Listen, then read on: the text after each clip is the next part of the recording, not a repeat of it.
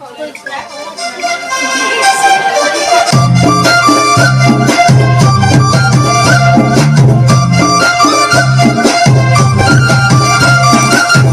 mo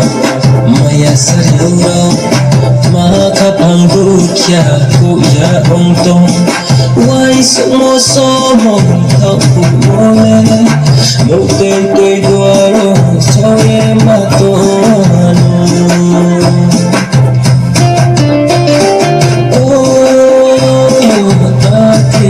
di kaperaudi sodo sayo kau sausna ye sodo sancuri kaya mono na hima aku sidi istapiku mo maya sariura makapangdukya kuya ongtong wai sumo aku boleh Nukten duaro soye matono